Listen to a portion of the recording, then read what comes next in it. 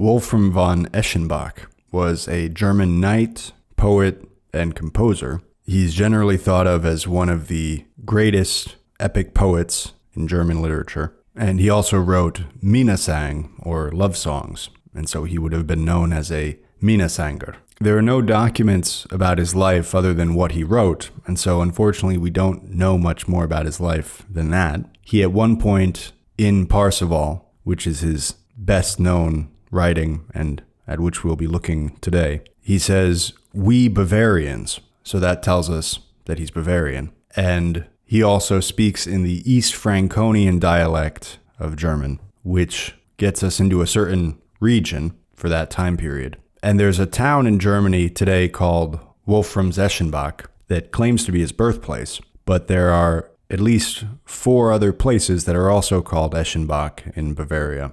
The cover art is taken from the Codex Manesse, which is a compilation that was completed in 1304 in Zurich. It's the single most comprehensive source of Middle High German Minnesang, love song poetry, lyric poetry, and it lists 140 German poets, each of whom has their own portrait in the codex, and Eschenbach is one of them. The cover art that I used for today's episode is the portrait of Eschenbach used in that codex. And the image highlights how he was a knight also. In the full image, you can see there's a page or somebody holding his horse next to him. But he has a helmet with these very prominent wings on them, and his flag also has those same wings. And he's in chainmail, it looks like. And his horse has some gear on too. But Eschenbach died in 1220, and this portrait would have been made sometime around 1304. So it's close to 100 years after his death. So it may have been entirely from the imagination of the artist, but the artist might have had some knowledge about what kind of gear would have been worn at that time and what symbols would have been on the flags. At least one of his patrons was somebody named Herman I, who was a noble whose mother was the sister of Frederick Barbarossa, at whom we'll have to look another day because he's very important. So Eschenbach's patron was a nephew of Barbarossa. At one point, Eschenbach claims to be illiterate, but it's not clear if that's a joke or if perhaps he did write his poetry from memory and dictation. His story of Parzival is based on the unfinished Parzival, The Count of the Grail by Chrétien de Troyes, who was a French poet who lived from 1160 to 1191, so he was a little bit before Eschenbach, but Eschenbach would have known about him in his writing. And de Troyes is another medieval poet who wrote a lot about Arthurian legend and characters, and he might have originated the character of Lancelot, though I'm not sure about that. But so Eschenbach's Parzival is based on de Troyes. There are 84 surviving manuscripts of Eschenbach's Parzival. Some of them are complete, some of them are fragments, but this high number indicates that his Parzival was very popular in the 2 centuries after it was written, because we're talking about a time before the printing press where if you wanted another copy of a book, you had to write it out by hand, and that was not only very time-consuming, but also very expensive. And Eschenbach and his writing were rediscovered in the 18th century when Johann Jacob Bodmer, who was a Swiss writer, literary critic, and poet, published a translation of Parzival in 1753. And probably the Wagner opera called Parzival has contributed significantly to the general cultural awareness of this story. And Wagner has another opera called Tannhäuser, who is a 13th century German poet about whom very little is known. And in that opera, Eschenbach appears as a character. And in Eschenbach's Parzival, the title character has a son named Lohengrin, and Wagner has another opera called Lohengrin, which is about that character, Parzival's son. So 3 of Wagner's operas, Parzival, Lohengrin, and Tannhäuser, deal with this era and this subject matter. Eschenbach also wrote 9 songs, or poems, 5 of which are called Tagelied, which can be translated either as a day song or a dawn song, which is a type of love poetry written about or from the perspective of a guy who has spent the night with his woman and now has to slip away before anyone notices because the sun is coming up. And this is a whole category of medieval German lyric poetry, the Taggelied, the day song. And Eschenbach's Parzival is a very complex story. I'm surprised it's not much more well known and read much more often, because it is certainly an epic poem in a couple of ways. One is simply its scope. There's a lot going on. There are a lot of characters. A lot of the characters connect to each other in different ways. It turns out that this guy is the one who killed that guy's uncle, but you don't learn that till later. A lot of that kind of thing. It's also fairly enigmatic, not in a modern sense where you can't even figure out what's going on, but there are question marks in the story that leave it wide open to interpretation. But most of all, you see the inner growth of Parzival from his childhood, indeed from when he's born, to his mature adulthood. And he grows not only in terms of his age, but spiritually, and in his view of himself and the world that he's living in. And Eschenbach was writing in the beginning of the 13th century, so this is a relatively early example of that kind of writing. But as I said, it's a very intricate story. I'm not going to summarize everything. I'm just going to give some broad strokes for context on the passages that we're going to look at later, and also because the story of the Holy Grail, of which Parzival is one example, has some cultural weight. The story begins by talking not about Parzival, but about somebody named Gahmuret, who's a knight, and he goes to North Africa, falls in love with and impregnates a queen there. He eventually gets bored and leaves. He returns to Europe, wins a tournament, and also the hand of Queen Herzeloide, gets her pregnant, and then he goes to Baghdad and is killed in battle. Herzeloide then gives birth to Parzival. So Gahmuret is Parzival's father. And because she's so distraught about the death of her husband, she doesn't want her son to meet the same fate, so she moves out into the woods and tries to keep him from learning anything about knighthood. She does tell him about God and the devil, and she says God is great and powerful, and he's the one that you should take refuge in, and the devil is terrible, and you should stay away from him. And then one day, some knights come by where they're living, and they look so powerful and impressive that he thinks that they're God. And he asks them if they're God, and they say no. And then he decides that he wants to become a knight, and so he ends up going with them. But before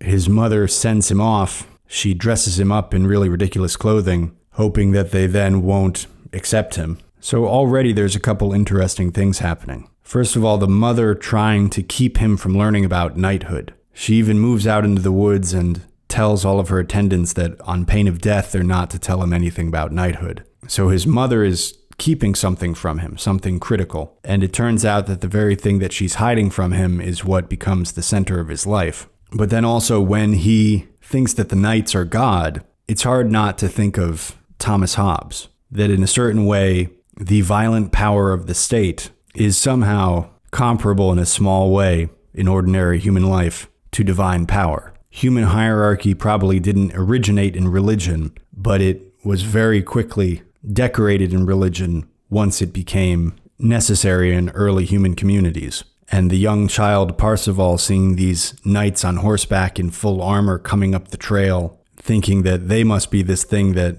his mom was talking about, this god, is another example of this blurred line between religion and state. However much we may try to keep them separated in America, and to a great extent we can in a superficial way, religion is a legislating force, a governing force, and also government and the state has its creeds, texts, sanctums, priests, true believers, heretics certainly. So in Parzival's mistaking these knights for gods, there's a flash of all of that. So he leaves with the knights, and when he's traveling, he encounters a sleeping woman, and his mother has encouraged him to aim for a lady's ring. She means that he should find a suitable bride and marry her. But he takes what she says literally, aim for a lady's ring, and he steals this sleeping woman's ring. And then she wakes up, and then her husband comes back and accuses her of infidelity and punishes her. He eventually gets training as a knight. He learns both about Christianity and how to fight. And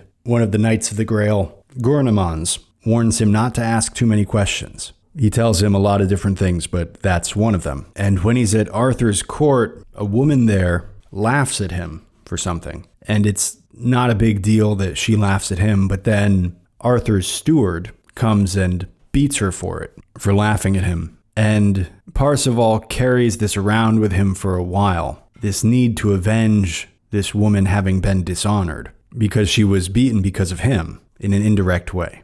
But he avenges her, and she thanks him for it. And that's just one of many examples of chivalry found in this story.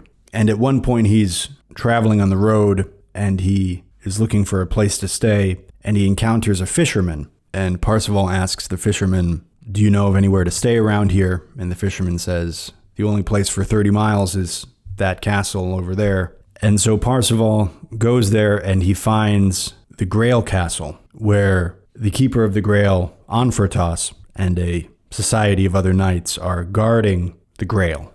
And they take in Parzival, and they're having food and drink, and the Grail makes it so whatever anybody wants to eat or drink, it appears in front of them. And it also makes it so people don't age except that their hair turns white. And it's worth noting that in Eschenbach, the Grail is only described as a stone. My impression had always been that the Grail was a chalice, was a cup, that Christ at the Last Supper both drank from himself and also used to share wine with his disciples. And in looking into this, I also found that it's sometimes described as the vessel that was used to catch Jesus' blood when he was crucified. So there are different interpretations that must have evolved over the years. But in Eschenbach, there's none of that. It's apparently just a stone, a kind of a magical stone that has these properties. But the host of this feast that they're having, of this party, is this guy Anfortas, the Grail Keeper. And he's visibly unwell. He's sick, and he is cold and needs extra clothing to keep him warm. And Parzival is amazed at the Grail and this strange place where he is, and he wants to ask questions, but he remembers Gurneman's advice not to ask too many questions, and he then keeps silent. He doesn't ask any questions. And then he goes to bed, and when he wakes up the next morning, the castle is completely empty, and he's alone there, except that there's a guy who shuts the gate for him on the way out. He eventually makes his way back to Arthur's court, and I'm skipping over all kinds of things. But when he's there, this woman, Kundry, a sorceress, shows up on a mule, and she speaks many languages, including Arabic, and she has a nose like a dog, and her eyebrows are so long that they're braided, and she has a hairy face. She's very ugly. And she chastises Parzival very badly for not asking Anfortas about his illness. And she also tells them about a castle of wonders where there are 400 maidens and 4 queens held captive, and they're waiting to be rescued. And then she leaves. And Parzival is very dishonored by this, and he leaves also. He eventually meets a hermit who tells him a lot of things about religion and helps him to understand his own position better. And Gawain, who in the translation I read, his name was spelled Gawain, Gawan, but I'm going to call him Gawain because we've talked about Sir Gawain and the Green Knight on this podcast. And since this is another Arthurian legend, this must be the same character. But he ends up in that Castle of Wonders, and there's a magic pillar there that's interesting. And as I mentioned, I'm giving this outline now so we have some context for the passages that we're going to be looking at later. And later, once everything has been set right again, Kundry, the sorceress, comes back, and now she's dressed very well. Her clothing has the emblem of the Grail on it,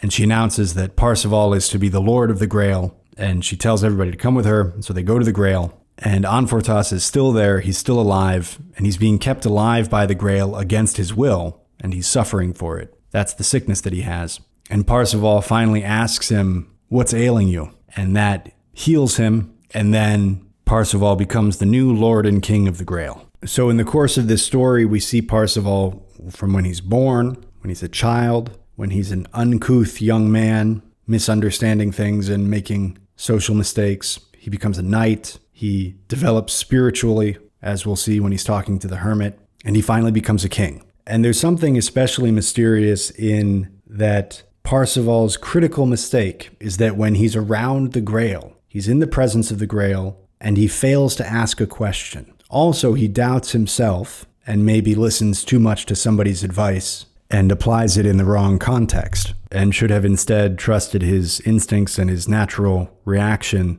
to this fantastic castle that he's in, which would be to ask questions about it. Instead, he subjugates that natural impulse and follows a rule But at base what he does is he fails to ask a question, and then this amazing thing, the Grail and all the people in the castle all disappear, and it's a long time before he has another opportunity to ask the question. And I'm cautious about trying to read too much symbolism into a story because you can very easily get away from that text, making up stuff from your own head. And the best demonstration of this is that any fiction that you can think of, and indeed a lot of writing in other genres as well, is susceptible to a symbolic interpretation. And by finding some tangential way in which this represents that, and that represents this, you can apply to a story and a writer all kinds of thoughts that they didn't intend. Now, the flip side of that is that if you only read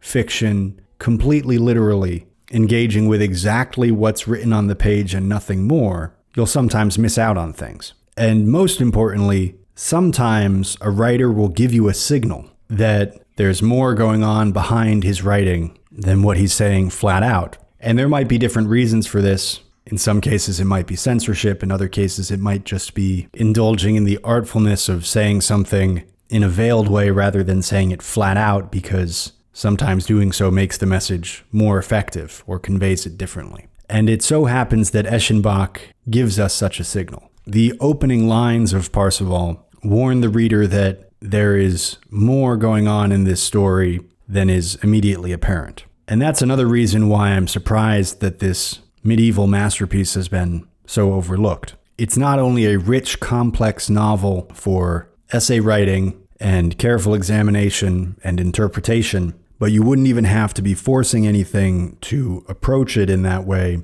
because the writer opens by, in not so many words, telling us to do so. Eschenbach writes, quote, "If doubt is near neighbor to the heart, that may turn sour on the soul. There is both scorning and adorning when a man's undaunted mind turns pied like the magpie's hue. Yet he may still enjoy bliss, for both have a share in him, heaven and hell. Inconstancy's companion holds entirely to the black color and will indeed take on darkness's hue, while he who is constant in his thoughts will hold to the white. This flying image is far too fleet for fools. They can't think it through, for it knows how to dart from side to side before them, just like a startled hare. Tin coated with glass on the other side and the blind man's dream. These yield a countenance's shimmer, but that dull light's sheen cannot keep company with constancy. It makes for brief joy in all truth. Who pulls my hair where none ever grew in my hand's palm? That man has learned close grips indeed.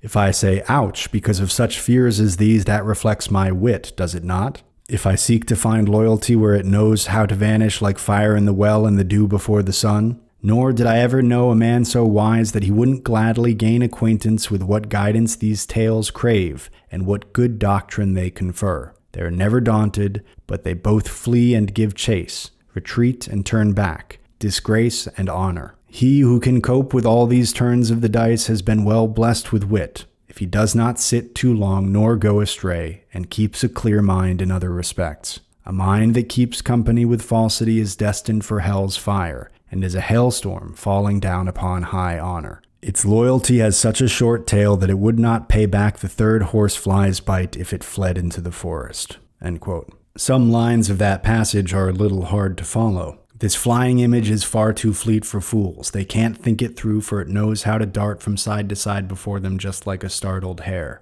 Nor did I ever know a man so wise that he wouldn't gladly gain acquaintance with what guidance these tales crave and what good doctrine they confer. They are never daunted, but they both flee and give chase, retreat and turn back, disgrace and honor. He who can cope with all these turns of the dice has been well blessed with wit if he does not sit too long nor go astray and keeps a clear mind in other respects. I'll definitely read this book again. Books 1 and 2 are about the story of Gahmuret, who again is the father of Parzival. And when Parzival is born, Eschenbach gives a couple lines saying, "And now we know the story of how our hero came to be." Essentially something like that. And so he very deliberately chose to have not only the story from the birth of Parzival, but even what led up to his birth. And this adds to the argument that Eschenbach was trying to have a full narrative of the growth of a man. And of course, you could go back endlessly, but he at least went back to Parzival's father and told his story a little bit. And our fathers have tremendous influence on all of us,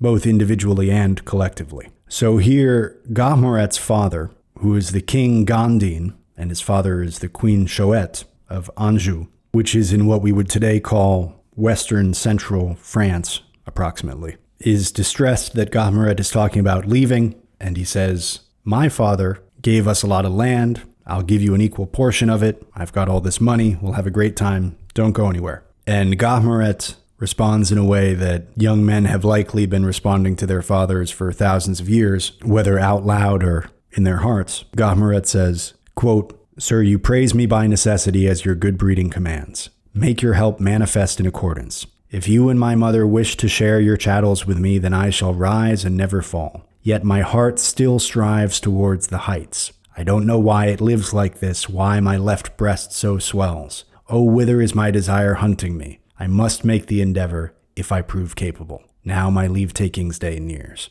End quote. So then he goes and travels the Middle East. Eschenbach writes of Gahmuret, quote, "His hand took such toll elsewhere too, in Damascus and in Aleppo, in Arabia and before Araby, that he was proof against countercharge against any other man in single combat. That was the reputation he won there. His heart's desire grasped after fame. All other men's deeds were razed to the ground before him, all but annihilated. That was the lesson he taught to any man who ever jousted against him." End quote. So he goes and makes a name for himself. And it's interesting that Aleppo is mentioned in this 8th-century-old story as a place where Gahmuret is doing knightly deeds, and Aleppo is today still so relevant in the news. I guess it's become less so now, but there was a period of about 5 years when it seemed like Aleppo was in the news every day. And that kind of thing makes me think that we haven't done enough studying of macro politics, that when we look for explanations of political events, we are focusing far too much on the temporally provincial, on the events immediately preceding an event that appear to be its cause, when it might be more useful to look at the very large-scale circumstances. Why is there a war in Syria? Because it's at that juncture where Europe connects to Asia and the Mediterranean Sea connects to the Red Sea out to the Indian Ocean. And there's fighting there now, and there was fighting there 800 years ago, and there's going to be fighting there 1,000 years from today. I don't stand fast to that view of history, but it's something to think about. And someone describing Gahmuret's fighting ability says, quote, "Lady, he is a proud warrior, the Baruch's paid soldier, an Angevin of high lineage. Ah, how little does he spare himself when he is unleashed into the attack. How skillfully he dodges and twists this way and that. To his foes he teaches affliction. I saw him fight splendidly where the Babylonians sought to free Alexandria and when they wanted to drive the Baruch away by force. How many of them were felled there in that defeat. There that comely knight performed such deeds with his own hands that they had no choice but to flee. Moreover, I have heard it pronounced of him that he must be acknowledged to have sole claim to fame over many lands."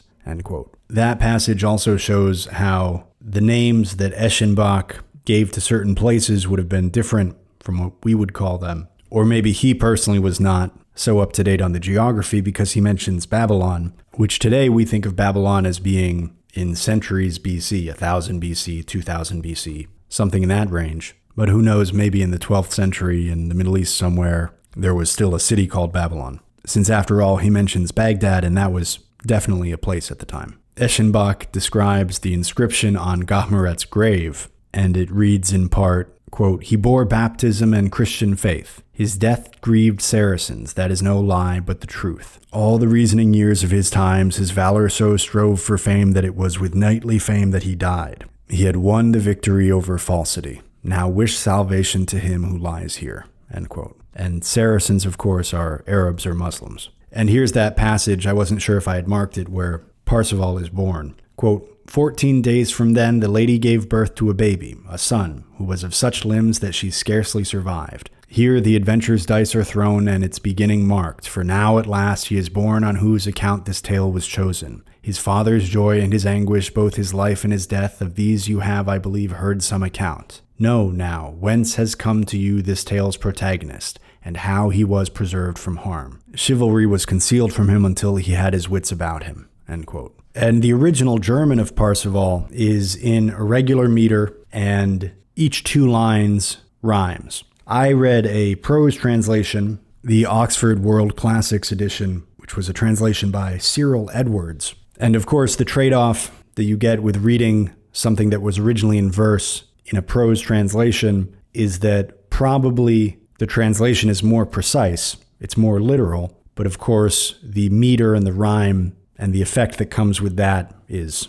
obliterated. I can see the advantage of both, but even if you're reading a rhyming translation, you will likely not get the same effect as the original. The rhyming is going to be a little bit more forced in that the translator had to aim at a much smaller target. The original writer was writing in his own language. He was trying to develop his story and be careful about it and do it in an artful way, but he had more freedom, whereas the translator has to figure out how to translate these 2 lines, or maybe these 8 lines. You can mix them up a little bit, put this line down here, whatever, in a way that rhymes. Or sometimes it's not rhyming, it's just in a particular meter, which is less disruptive to a translation, and can sometimes be a nice middle way between the strictness of a rhyming translation and the wide openness of a prose translation, is that if you have a metered, unrhyming translation, you keep some of the poetry, but you have some more freedom. Anyway, as you hear this translation, you can keep in mind that the original was also in rhyming,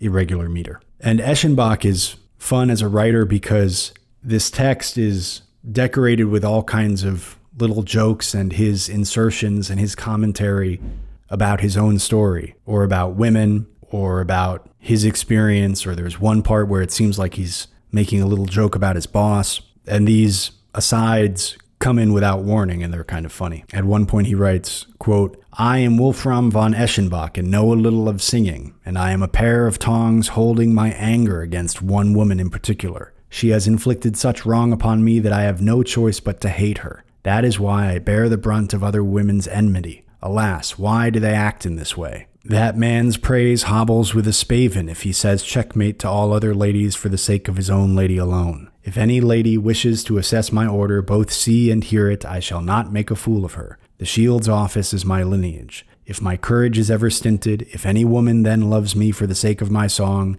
then I think her weak of wit. If I desire a good woman's love, if I cannot earn her love's reward by shield and also by spear, let nothing else be the basis for her favor. For the stakes a man plays for are most high indeed, if he strives for love by chivalry." End quote. So he says that if a woman loves him for the sake of his song, then he thinks her weak of wit, and let nothing else be the basis for her favor except shield and spear. And he calls that striving for love by chivalry. And he had some woman in mind who wronged him in some way, so he bears a grudge against women in general. And in another passage he writes, "It makes me sad that so many are called woman. Their voices are all equally high of pitch. Plenty are quick towards falsehood. Some few are devoid of falsity. There are 2 sides to this coin. My heart has felt shame that they are all named the same. Womankind, your true order keeps and always has kept company with loyalty. Plenty of people say poverty serves no useful function. If anyone suffers it out of loyalty, hellfire shuns that person's soul. Such poverty one woman endured out of loyalty. Because of that, the gift she gave was renewed in heaven with endless return.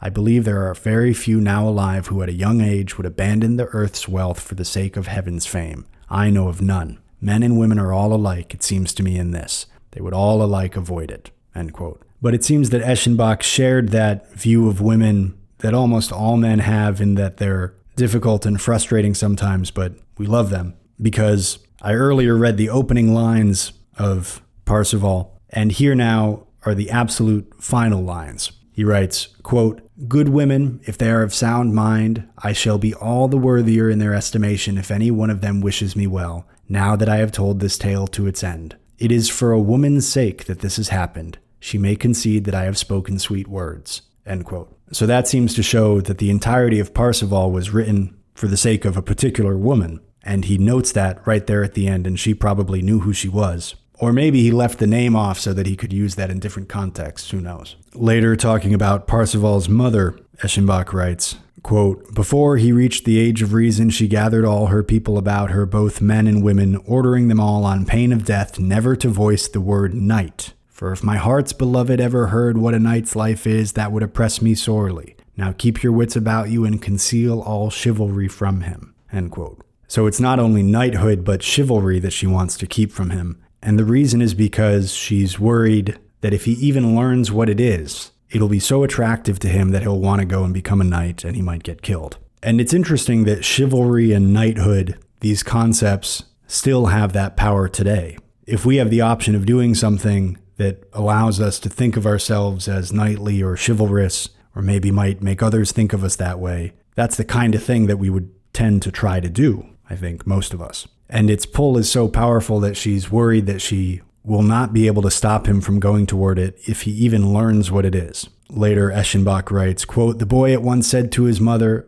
'Alas, mother, what is God? Son, I'll tell you in all earnest. He is even brighter than the day, he who took upon himself a countenance fashioned after man's countenance. Son, take one piece of advice to heart and call upon him in your hour of need. His loyalty has always offered help to the world. But then there is one who is called Hell's Lord. He is black. Disloyalty does not avoid him. Turn your thoughts away from him, and also from doubt's deviation." End quote. So that's the passage where she's telling him about God. And then later, quote, "One day he was following a hunting track along a mountain slope, a long one. He broke off a twig for the sake of the leaf's voice. Close by him there ran a path. There he heard the sound of hoofbeats. He weighed his javelin in his hand, saying, 'What have I heard? Oh, if only the devil would come now in his fearful wrath. I would take him on for sure. My mother talks of his terrors. I believe her courage is daunted.' Thus he stood, avid for battle. Now see, towards him there came galloping 3 knights, of perfect form, fully armed from the foot upwards. The boy thought in all sincerity that each of these was a god. Then he stood there no longer, but threw himself into the path down upon his knees. Loudly the boy then cried, 'Help, God, you surely have help in your power.' The foremost knight grew angry at the boy lying in his path. 'This foolish Walis is barring us from swift passage. One thing for which we Bavarians are famed I may also apply to the Walis. They are more foolish than Bavarian folk, and yet valorous in combat. If any man grows up in both those lands, propriety will work wonders by him.' Then there came galloping up, well accoutred, a knight who was in great haste. He was riding in warlike pursuit of some who had by now got far away from him. 2 knights had abducted a lady from him in his land. The warrior thought it a disgrace. He was grieved by the distress of the damsel who rode wretched ahead of them. The other 3 were his subjects. He rode a handsome Castilian. Very little of his shield was intact. His name was Carna Carnans. He said, 'Who is blocking our way?' With these words he rode up to the boy. Parzival thought he was shaped like a god. He'd never seen anything so bright. His surcoat swept the dew. By little golden bells before each leg his stirrups were made to ring out and were adjusted in correct proportion. His right arm rang with the sound of bells whenever he thrust or swung it." End quote. And there's a few things in that passage in addition to him thinking that the knights are gods. That's the passage where he says, "We Bavarians." And when you're reading an old text like this, that's sometimes the only clue that you have about an author's biography. He says, "One thing for which we Bavarians are famed." So from that, we get that Eschenbach is Bavarian. And a Walis is somebody from Wales. And some people have commented on the geographical problem here that Wales is somehow here positioned somewhere near France. And what I would throw in is that one thing you get when you study older history is that these names move around a lot. So it might be that the name of Wales came initially from a place somewhere on the continent, just the way that Anglo-Saxon comes from Anglia and Saxony. Or it might be that some people from Wales moved to the continent at some point and they made another town or a region that was known as Wales. Or this name Walis in those days referred to somebody from a place that had a similar but slightly different name. And another interesting thing in this passage is when Parzival hears the hoofbeats, he says, "Oh, I hope it's the devil. If only the devil would come now in his fearful wrath, I would take him on for sure. My mother talks of his terrors. I believe her courage is daunted." He's saying, my mom's so scared of the devil, but I'll take him on. And this maybe was in part a joke about how children, especially little boys, can be fearless and overestimate their own power. But maybe this was also to show that he didn't understand Christianity yet. His mother had told him a bit about God, a bit about the devil, but he didn't really know his religion yet. And later, that's part of his training, is to learn about Christianity. And so this maybe is also marking another point in his development, not only in the knowledge of Christianity, but having a healthy, mature caution against the bad things in the world. One of the knights in Arthur's court uses an expression that I hadn't seen before, and it makes me think that it's a translation of the German, but it's a nice phrase that can be used in a particular context. He's saying, let Parzival go out and try to find the Grail, and if he's successful, then great, and if not, he says, hounds have to be sacrificed for the boar's head. And he means that in hunting, in order to catch the boar, sometimes some of the hounds get killed. And that's a nice phrase that can be used in a particular context. Later, someone is teaching Parzival about how to be a knight, and he says, quote, "I'll begin as follows. May it please you. Never must you lose your sense of shame. A person past all shame, what further use is he? He lives in molting plumage, honor's feathers falling from him, pointing him towards hell. You are fair of figure and looks, you may well be a people's lord. If your lineage is high and rises higher, then bear this in mind. You must take pity on people in need. Guard against their troubles with generosity and kindness. Practice humility. He who is noble but needy knows how to struggle with shame. That is no sweet labor. Your help should be at his disposal. Whenever you free him of his trouble, then God's greeting will near you. He is even worse off than those who go in search of a door but find windows. You should, with discretion, be both poor and rich, for if a lord squanders all he owns, that is no lordly disposition, but if he grabs treasure too greedily, that too is dishonorable. Give true moderation its degree. I have perceived that you are well and truly in need of advice. Now leave unseemly ways to their own quarrel. You must not ask many questions, nor should you hold back from considered counterspeech, meeting a man's questioning head-on if he wants to sound you out with words. You can hear and see, taste and smell. That must bring you near to knowledge. Let mercy keep company with courage. Follow my advice in this. If in battle you win a man's surrender, then unless he has done you such grievance as amounts to heart's sorrow, accept his oath and let him live. You may often have occasion to bear arms. Once they are off you, be sure that your face and hands are washed afterwards. That is timely after iron's rust. Then you will be lovely of appearance. Women's eyes will mark it well. Be manly and in good spirits. That will further your noble fame. And let women be dear to you. That enhances a young man's esteem. Never waver in relation to women, not for a single day. That is true manly disposition. If you like lying to them, you may deceive many. False cunning aimed at noble love enjoys short-lived fame. There the prowlers are prosecuted by the dry wood in the thicket. It snaps and cracks, the watchman awakes. Unpathed lands and fenced enclosures, there many a quarrel thrives. Measure love by this standard. Noble love possesses understanding, knows cunning ruses to oppose falsity. If you incur her displeasure, then you may be dishonored, forever enduring shameful hurt. This teaching you must take to heart. I shall tell you more of women's order. Man and woman are all one, just like the sun that shone today and the name that denotes day. Neither of these may be separated from the other. They blossom from a single seed. Mark this with discernment." End quote. So there's a lot of good advice there, but that's also the part where he's told, you must not ask many questions. Though, to be fair, he doesn't say don't ask any questions. He says don't ask many questions. So still, the scene where he's in the presence of the Grail and he doesn't ask the question that he needs to ask reflects more, I think, on his youthful lack of discernment. He doesn't know when to apply which principle. Though that is an interesting theme, that these are troubles that arise, and there's a few of them. The one about the ring, this thing about the Grail, his thinking that the knights are gods. These are all examples of Parzival having been educated in some way, been taught, and then him applying the knowledge incorrectly. And part of his development is in not only learning, but learning to apply what he knows appropriately. And that requires not only education, but experience and the cultivation of judgment and maturity. And as another little joke that Eschenbach tells, at one point he's going along telling the story, and he says, "If you wish, I shall keep silent about the great extremity ahead. No, I'll tell you more. The road and a horse bore Gawain towards the gate." So he randomly stops and says, "If you want, I'll just stop there and I won't tell you what happens next." No, I'll tell you. So Eschenbach clearly had a sense of humor, and his readers did too. At one point, one guy is challenging another to a fight, and the setup is that he offers him a truce everywhere except in a given combat circle. So it's sort of like a diplomatic agreement where he says, we're not going to fight, except that we are at war with each other in this one specific spot, and let's go meet there. And there's a lot of jousting in the story, and there's a description that comes up a lot, it must have been in use at the time, of guys fighting so much that their shields are almost totally destroyed, or there's just a little small part of the shield left. And the idea here is probably that it's a wooden shield, and they're fighting so much and defending against so many blows, and with each blow, a little chunk is taken out of the shield until it's gone, or almost gone. And it becomes clear that non-Christians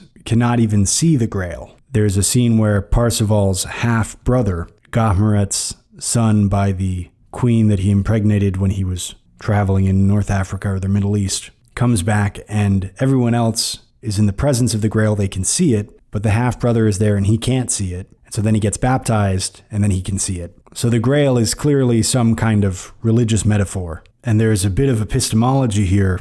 At one point, Eschenbach writes, quote, "The guilty man, lacking contrition, flees divine faith, but he who atones for his sin's guilt serves to earn noble grace. That grace is borne by him who passes through thoughts. Thought resists the sun's glance. Thought is barred without a lock, protected against all creation. Thought is darkness without radiance. The Godhead is capable of such purity that it shines through darkness's wall and has run that concealing leap which neither makes din nor sounds out when it leaps from the heart." End quote. That seems to be arguing against thought as a means of accessing truth. It's easy to imagine that this would have been a typical medieval Christian idea, that thought is insufficient for getting at it. Thought is darkness without radiance. I wouldn't recommend that you use that as one of your postulates for living your life, but it might have been part of how Eschenbach tried to make his worldview consistent. Later, Parzival encounters the hermit Trevrezent, who's a very interesting character and says a lot of interesting things. And when I think of this scene where they're out in the woods and Parzival is learning important things from this hermit, a pop culture reference comes to mind, but I don't want to say what it is because I don't want to make the comparison. But you might be able to guess what I'm thinking of, and it suffices to say that this kind of scene appears elsewhere in our storytelling. But this is a very early and good example of it, and the names Trevrezent and Parzival could be readily used as a metaphor in other contexts as well. Eschenbach writes, and Trevrezent is speaking first, quote, "You say you long for the Grail, you foolish youth, that I must deplore, for no one, indeed, can gain the Grail except he who is known in heaven to be appointed to the Grail. So much I may say of the Grail. I know it and have seen it in all truth." Parzival said, "Were you there?" The host replied to him, "Yes, Lord." Parzival uttered no word to him of his having also been there. He asked him for knowledge about the nature of the Grail. The host said,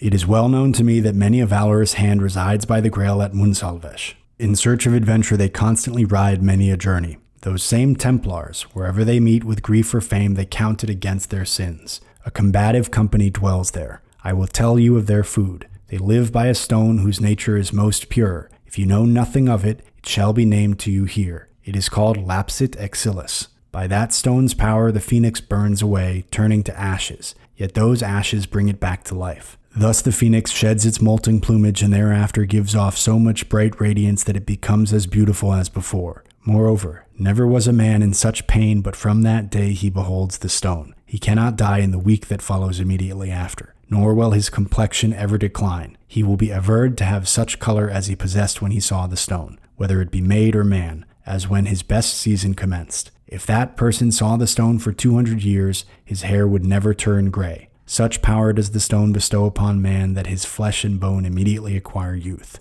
That stone is also called the Grail." End quote. So there he's describing the Templars who guard the stone, and he says whoever is in its presence won't age, no matter how long they're there. But he also says, never was a man in such pain, but from that day he beholds the stone. So it causes pain also. And maybe that's why Anfortas was sick. But in the popular culture around the Holy Grail, it's never something that makes its beholder sick or puts them in pain. And that makes it more interesting and more mysterious as a metaphor. Later he says, quote, "Poor and rich alike rejoice if their child is summoned there, if they are to send him to that host. They are fetched from many lands. Against sinful disgrace they are guarded for evermore, and their reward will be good in heaven. When life perishes for them here, perfection will be granted them there. Those who stood on neither side when Lucifer and the Trinity began to contend, all such angels, noble and worthy, had to descend to the earth, to this same stone. The stone is forever pure. I do not know if God forgave them or whether he condemned them from that time forth. If he deemed it right, he took them back.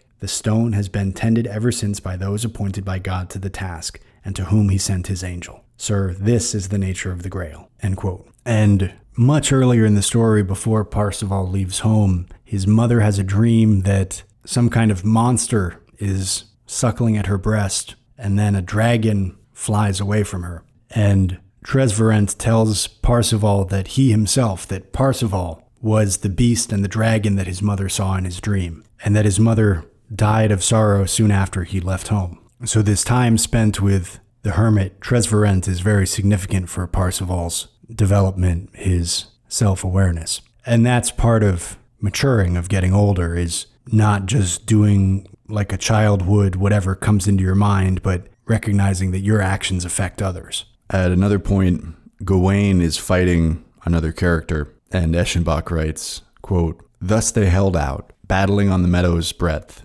2 smiths would have grown weary, even if they were sturdier of limb, from striking so many a great blow. Thus they strove in fame's pursuit. Who would praise them for it, those unwise men, fighting without cause only for fame's favor? They had no issue to decide. They were selling their lives without necessity. Each reproached the other that he had never seen any such cause." End quote. And I first like the comparison to 2 smiths. You can imagine 2 guys fighting each other in a field, and they're striking each other so many times it's as if it's 2 blacksmiths. They're hitting each other's armor, each other's shields, and 2 blacksmiths would have gotten tired before they did. But then Eschenbach criticizes them for fighting for no reason. They're just fighting for fame. They don't have any actual reason to be fighting. And we often imagine that the Middle Ages was a time where everybody was just killing each other for no reason. And certainly fights to the death over honor were more common than they are now. But Eschenbach criticizing them for fighting for no reason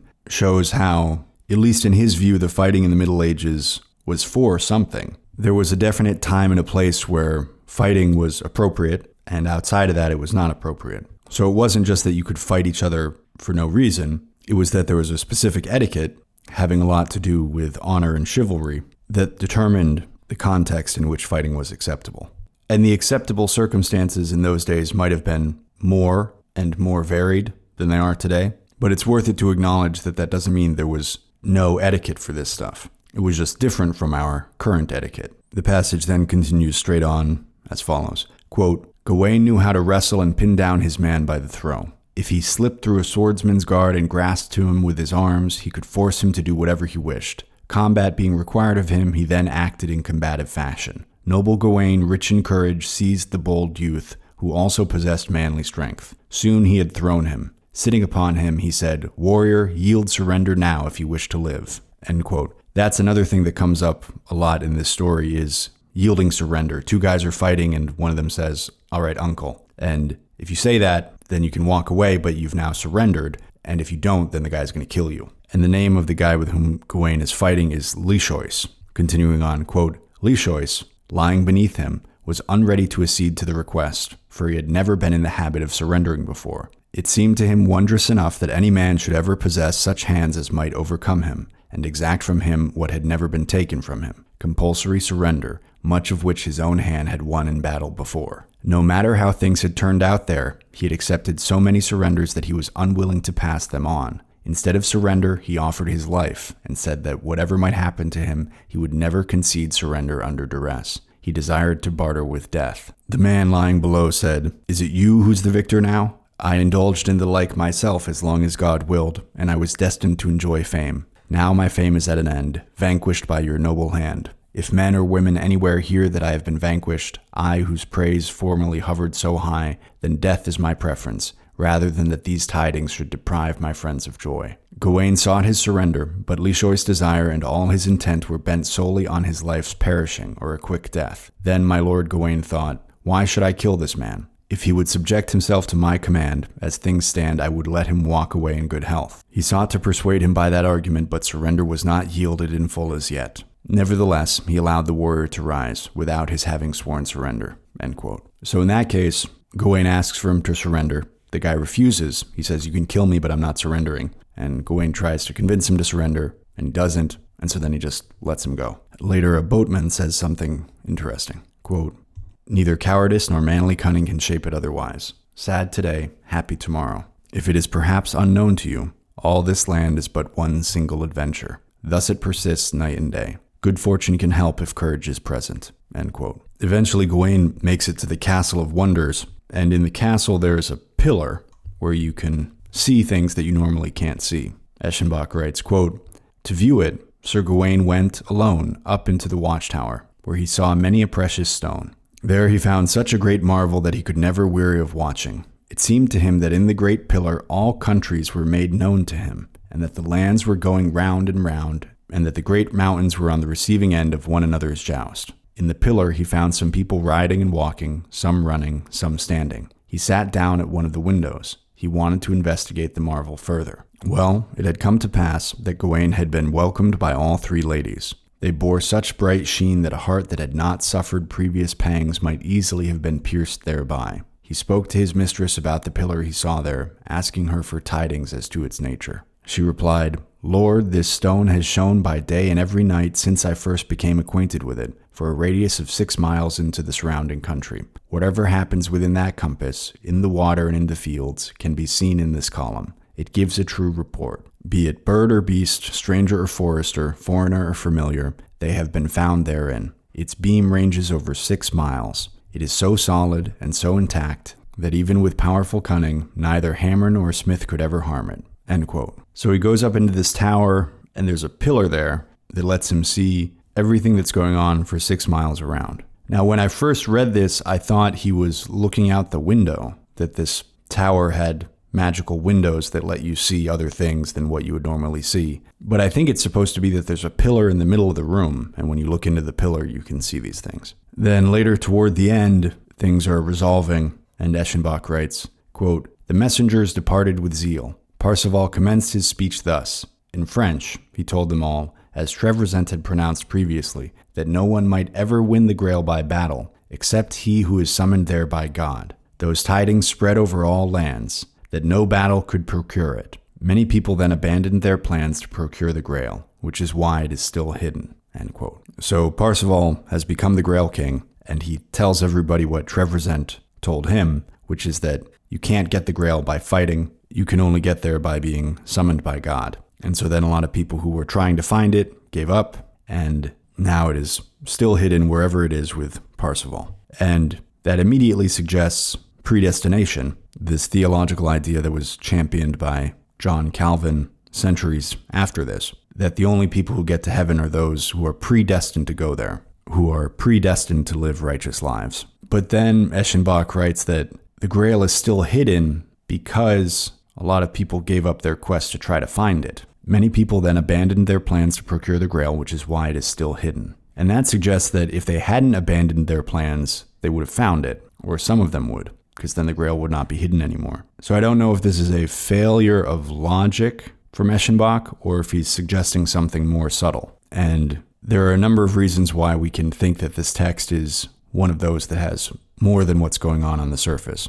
So he might have been suggesting that, in his view, a person's individual motivation, their quest for something, their desire to get to it, is a reflection of God's having summoned you to that thing. And here's that part where it seems like Eschenbach is making fun of his boss or somebody that he knows. He's talking about a company of soldiers who are poorly fed and armed, and he writes, "That wretched company was all ashen in appearance, or like wan lime. My lord, the Count of Wertheim, wouldn't have liked to have been a paid soldier there. He couldn't have lived on their pay." End quote. So probably his readers knew who the Count of Wertheim was, and they knew that he wouldn't have liked to not have much food and not have much money. And they probably all got a good laugh out of that. I just found some more of my notes, so I'm going to read a few passages that are from earlier in the story, though we had kind of gotten to the end. In another battle, Eschenbach writes, quote, "There was no avoiding fierce attacks there. Those within fought against those without. The former had hope and strength. Their warriors were found valiant, and so they held the rampart. Their land's lord, Parzival, fought far in advance of his men.